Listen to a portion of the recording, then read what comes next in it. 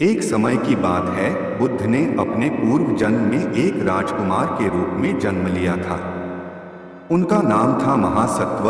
वह अपने दो भाइयों के साथ राजमहल में सुखपूर्वक जीवन व्यतीत कर रहे थे, लेकिन उनके मन में हमेशा दूसरों की मदद करने की भावना रहती थी। एक दिन राजकुमार महासत्व अपने भाइयों के साथ जंगल की सैर पर गए। घूमते घूमते वे एक पहाड़ी की चोटी पर पहुंचे, जहां से उन्होंने नीचे देखा कि एक बाघिन अपने छोटे छोटे शावकों के साथ बैठी थी। वह बाघिन बहुत दुर्बल और भूखी थी। भूख के कारण उसकी हालत इतनी खराब थी कि वह अपने ही शावकों को खाने के बारे में सोचने लगी थी, क्योंकि उसके पास उन्हें खिलाने के लिए कुछ भी नहीं था।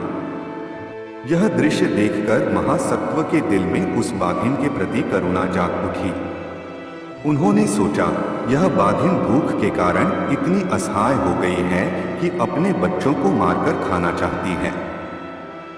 अगर उसे कुछ खाने को नहीं मिला तो वह अपने ही बच्चों को खा जाएगी। उन्होंने तुरंत एक निर्णय लिया और अपने भाइयों से कहा, आप दोनों यहाँ प्रतीक्षा करें, मैं कुछ देर में लौटता हूँ। महासत्व ने सोचा कि यदि वे अपना शरीर इस भूखी बाघिन को समर्पित कर देंगे तो उसकी भूख मिट जाएगी और उसके बच्चे भी सुरक्षित रहेंगे।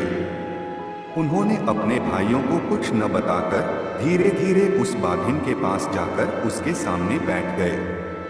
उन्होंने अपने आप को बाघिन के सामने समर्पित कर दिया ताकि वह उनकी देह को खाकर अपनी भूख शांत कर सके। जैसे ही बाघिन ने महासत्व को देखा, वह उन पर टूट पड़ी और अपनी भूख मिटाने लगी। महासत्व ने प्रसन्न मन से अपने प्राण त्याग दिए। उनकी इस करुणा और त्याग की भावना ने उन्हें महान बना दिया। उनके इस बलिदान से बाघिन की जान भी बच गई और उसके शावक भी सुरक्षित रहे। व्याघ्री जातक की इस कहानी से यह सीख मिलती है कि दूसरों के प्रति करुणा और प्रेम ही सच्ची महानता है। महासत्व ने अपने प्राणों का बलिदान देकर यह साबित किया कि किसी भी प्राणी की मदद के लिए हमें त्याग करने में पीछे नहीं हटना चाहिए। इस कथा में बुद्ध का पूर्वजन्म दिखाता है कि उन्होंने हमेशा दूसरों के भले के लिए अपना जीवन समर्पित किया। महात्मा बुद्ध की कथाएं हमें सिखाती हैं कि त्याग, करुणा और दया का मार्ग ही सही मायने में मानवता का मार्ग है।